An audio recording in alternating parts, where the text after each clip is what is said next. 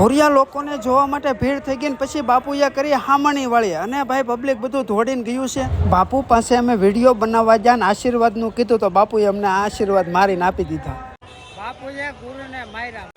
આ મિત્રો એમ કહેવાય છે કે ગુજરાતી મોનાલિસા છે તો અમે એને ગોચીએ છીએ.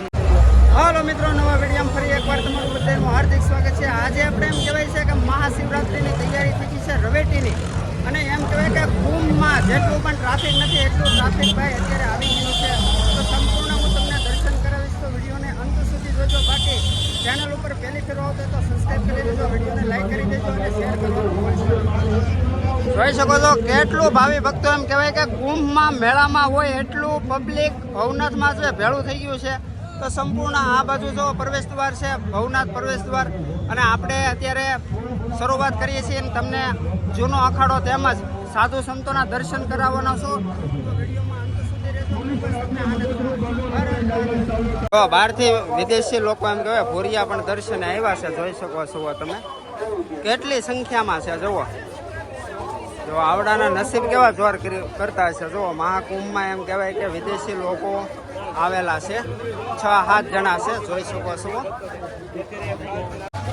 જો ભાઈ આ લોકો છે ને ફ્રાન્સથી આવેલા છે અને સ્પેશિયલ એમ કહેવાય કે મહાશિવરાત્રિ જુનાગઢ મહાદેવના દર્શન કરવા ઠેઠ ફ્રાન્સથી આવ્યા છે.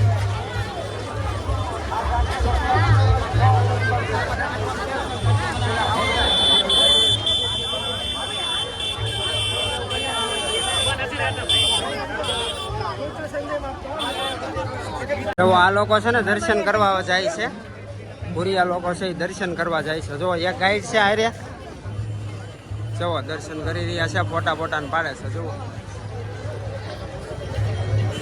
જુઓ આ છે ને ફોટોગ્રાફી કરે છે, જોઈ શકો છો.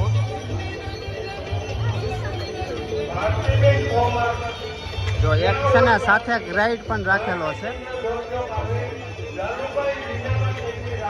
ગાઈડ બધું દેખાડતો જાય છે કે ભાઈ આ સ્થળ છે, આ સ્થળ છે. જો આ ભાઈ છે ને કાળા ચશ્મા વાળા ગાઈડ છે અમારા 100%, એ બધું શીખવાડતા જાય છે અને આ લોકોને દર્શન કરાવતા જાય છે. જો કેટલા લોકો આવેલા છે, વિદેશથી ફ્રાન્સથી આવેલા છે બધા. હા મિત્રો, મહાદેવનું મંદિર છે ને અત્યારે ટ્રાફિક જુઓ કેટલી છે. પગ દેવાની ભાઈ જગ્યા નથી એટલું ટ્રાફિક છે. આજે છે શિવરાત્રિ અને આજે રવેટીની એમ કહેવાય કે તૈયારી થવાની છે, તૈયારી થઈ ચૂકી છે, જોઈ શકો છો. જ્યાં જોવો ત્યાં પગ દેવાની જગ્યા નથી એટલું ટ્રાફિક છે અને ભાવિ ભક્તો એમ કહેવાય ઘણા આવેલા છે. આમ જુઓ આ તો માંડ દર્શન કરીને દર્શન PCR ને લગાતાર એમ કહેવાય સિક્યુરિટી ભાઈ ટાઈટ છે એટલે PCR જ આટા મારે છે, જોઈ શકો છો. હા મિત્રો છે ને બધા સાધુ સંતોને એમ કહેવાય ધૂણા છે, જોઈ શકો છો. સાધુ સંતો ઘણા છે અને ઘણા યાત્રિકો એમ કહેવાય છે કે દર્શન કરી રહ્યા છે, જોઈ શકો છો. વાહ ભાઈ વાહ. જો તો ભાઈ ભીડ આ છે, આપણે સહી જૂના અખાડા તરફ. જો મિત્રો બધા સાધુ સંતો છે, જોઈ શકો છો. આપણે દર્શન કરી રહ્યા છીએ શિવરાત્રિ મહાશિવરાત્રિ, જોઈ શકો છો. મહાશિવરાત્રિના દિવસે એમ કહેવાય કે ભાવિ ભક્તો ભાઈ ઉમટી પડ્યા છે. ઘણા સાધુ સંતો અને જમાવટ છે ભાઈ.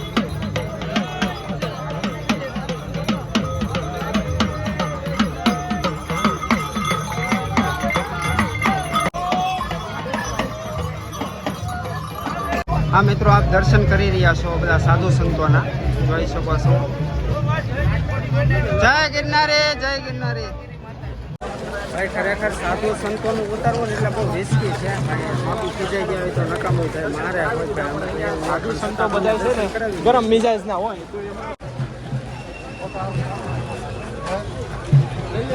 તો મિત્રો આપણે દર્શન કરતા આગળ વધી ગયા છીએ. આજે છે શિવરાત્રિ, એમ કહેવાય કે ભરપૂર માત્રામાં રવેટીની તૈયારી થઈ ગઈ છે. હવે આપણે તમને પછી રસ્તા થઈ લોક થઈ જાય, આપણને અંદર બહાર નહીં જવા દે બપોર પછી, કારણ કે રવેટી નીકળવાની હોય ને એટલે રસ્તા બધે ઠેકાણે જ્યાં પણ રવેટી નીકળશે ત્યાં બધું લોક થાય. સાધુ સંતોના ધૂણા છે અને આ થોડી ટ્રાફિક છે ને હળવી પડી ગઈ છે.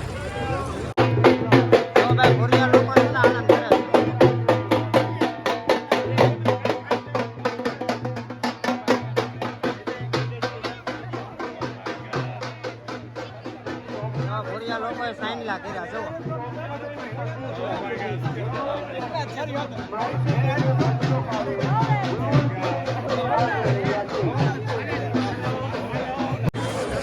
જો ભાઈ વિદેશથી ઘણા લોકો આવેલા છે. મહાકુંભમાં તો હતા પણ અહીંયા પણ ઘણા એમ કહેવાય યાત્રિકો ફ્રાન્સથી વિદેશના લોકો પણ આવેલા છે. તમે જોયા જવા. બાકી યાર સંપૂર્ણ તમને માહિતી આપે તો પ્લીઝ ચેનલને સબસ્ક્રાઈબ કરી લેજો. જોઈ શકો કેટલી બધી ટ્રાફિક છે આ. બહારના ભોરિયા લોકો આવ્યા જેમાં ભીડ થઈ ગઈ. પછી બાપુનો થોડોક મગજ ગરમ થયો અને બાપુ ખીજાણા બધાને. સાધુ સંતો પાસે ભીડ થઈ જાય તો એક બે હામણી મારી પણ લે તો આપણે એ ધ્યાન રાખવું પડે. એ આપણી કાળજી છે જેથી કરીને ભીડ ભાડવાળી જગ્યાએ ઓછું જવું જેથી કરીને બાપુ ગરમ ના થાય અને આરામથી તમે દર્શન કરી શકો. તો આ વાતનું ખાસ તમે ધ્યાન રાખજો. હર હર મહાદેવ. સાધુ સંતો પાસે સંજયભાઈ આશીર્વાદ લેવા ગયા અને બાપુએ શું કીધું જુઓ. સંજયભાઈએ 10ની નોટ બાપુને આપી પણ બાપુએ પ્રસાદી રૂપે પાછી સંજયભાઈને આપી દીધી. હા જો સંજયભાઈને આશીર્વાદ આપી દીધા.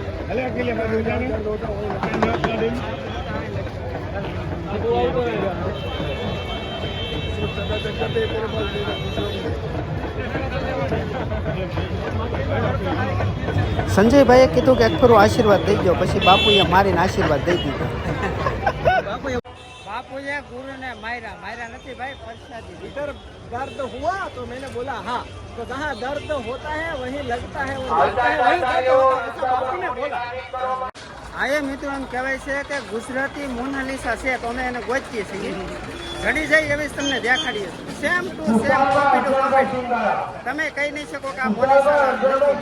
હા તો જો ગોચીએ છીએ, જડી જાય તો તમને દેખાડવાની છે. તમને અહીંયા સેલ્ફી ટેક ને ટાઈપોડ જેવી સેલ્ફી ટેક મળી જાય. જો પ્રસાદી છે એવું બધી વસ્તુ તમને મળી જાય. મિત્રો બપોર સુધી એમ કહેવાય કે અવર જવર થવા દે. બપોર પછી આ બધા રસ્તા જ્યાંથી રવેડી નીકળવાની છે ને બધા રસ્તા બ્લોક કરી દેવામાં આવશે. આ કાંઠે હોય આ કાંઠે ને ઓલા કાંઠે ઓલા કાંઠે. એટલે બપોર પછી કોઈને હાલચાલ નહીં કરવા દે.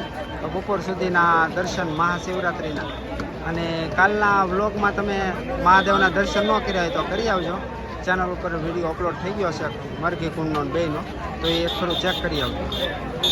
મિત્રો તમે જોવો છો લક્ષ્મણ બાપુનો ઉતારો છે. ત્યારબાદ આ બાજુ તમને છે ને આ ડિસ્ટ્રિક્ટ બધા તમને ઉતારા છે ને એ જોવા મળી જાય. કીર્તિદાન ગઢવીનો છે, ત્યારબાદ રામદાસ ગોંડલિયાનો છે. તો એવી રીતના આ બધા ઉતારા છે ને અહીંયા છે ને રાતના સમય એમ કહેવાય સંતવાણી જોરદાર થતી હોય છે ને ભજન ભાવ અને ભક્તિ અને ભોજનની પણ વ્યવસ્થા હોય છે વિના મૂલ્યે. આપા ગીગાનો ઓટલો ચોટીલા દ્વારા સંપૂર્ણ વિના મૂલ્યે તમને અહીંયા ભોજન ભજન પ્રસાદી મળી જાય. યાત્રિકો માટે જો સરસ મજાની ભોજન પ્રસાદની વ્યવસ્થા કરવામાં આવી છે અને આનછત્ર છે જોઈ શકો છો. અને એમ કહેવાય કે 5-6 દિવસ લગાતાર આનછત્ર ચાલુ જ હોય છે. હજી મિત્રો પ્રસાદી ચાલુ થઈ ગયા એમ કહેવાય. જો આખું ગ્રાઉન્ડ ભરાઈ ગયું છે તો ભાવિ ભક્તો બધા પ્રસાદી લઈ રહ્યા છે. જોઈ શકો છો ભવનાથમાં એમ કહેવાય કે આ તો ભાઈ લાવો હોય ને એને મળે ખરેખર. પ્રસાદીનો લાવો જ એના ભાગમાં હોય. શિવરાત્રિ મહાશિવરાત્રિનો એને જ ભાઈ ભાગમાં હોય એને જ મળે. તો જુઓ ઘણા ખરા લોકો એમ કહેવાય પ્રસાદી લઈ રહ્યા છે અને દાદા જો સરસ મજાના સેવા કરી રહ્યા છે. વાહ ભાઈ વાહ. તો ભવનાથમાં એમ કહેવાય મહાશિવરાત્રિમાં ઠેક ઠેકાણે અનક્ષેત્ર પ્રસાદી તમને મળી જાય. તો આશા કરીશ કે આજના વ્લોગમાં તમને દર્શન થયા હશે અને ઘણી માહિતી પણ મળી છે. આગળના વિડીયો જોવા માટે ચેનલને સબસ્ક્રાઈબ કરી લેજો. હાલો હર હર મહાદેવ. જય હિન્દ.